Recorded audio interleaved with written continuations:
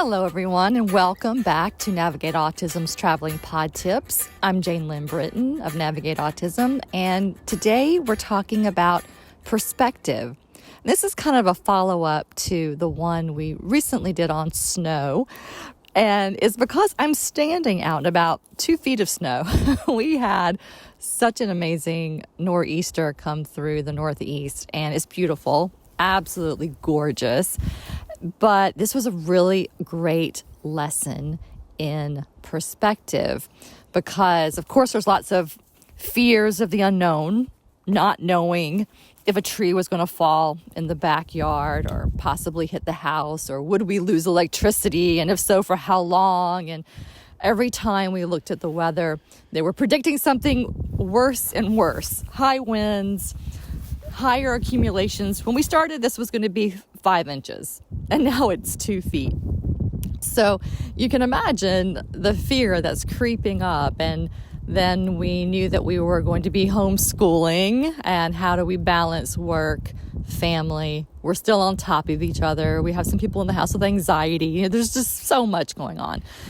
And so what got us through was perspective. And instead of waking up each day going, oh my God, I can't control this. What am I going to fear today? We said, what can we control and how can we make it fun? And the one thing that sticks out the most is William, his greatest love right now is riding in the car and listening to music. Obviously, we can't do much of that when it's pouring snow, literally pouring snow for a day and a half. And in the past, when he hasn't gotten what he wanted, when he asked for a car ride and we didn't give it to him, his behavior would change. And you might even call it aggressive. And so going into this is one of the reasons our fear started to spike a little. And so, like I said, we woke up and said, okay, what's our perspective today? Let's be positive. Let's make this fun. And so the first time William said he wants a car ride, we celebrate because he's using his words.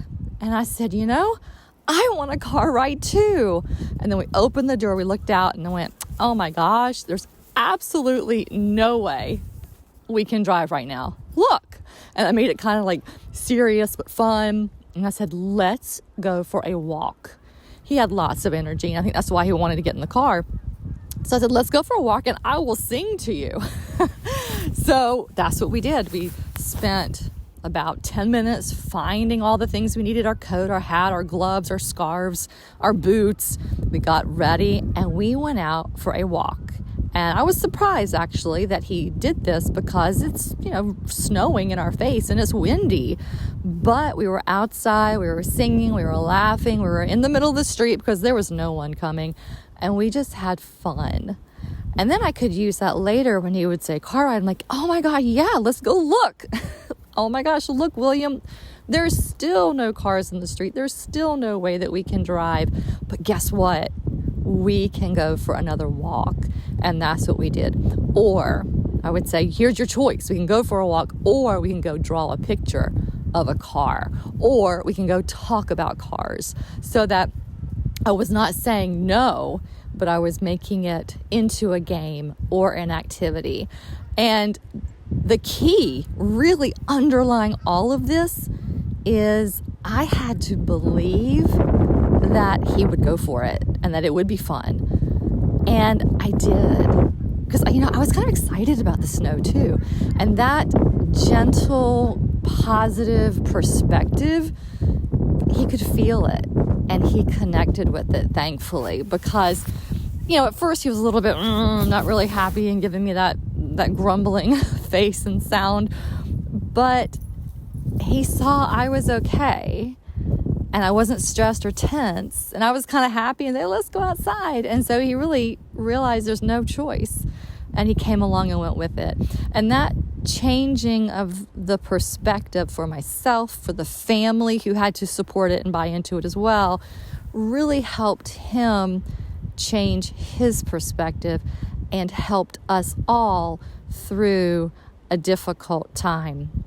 Now, I just want to make a comment because I've been doing this actually for many years, and I thankfully knew what I needed to do to get through this.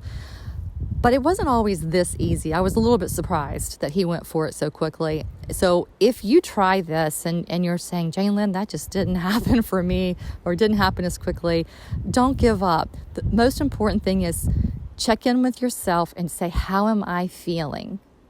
If you're feeling stressed, that's what your child is probably picking up on.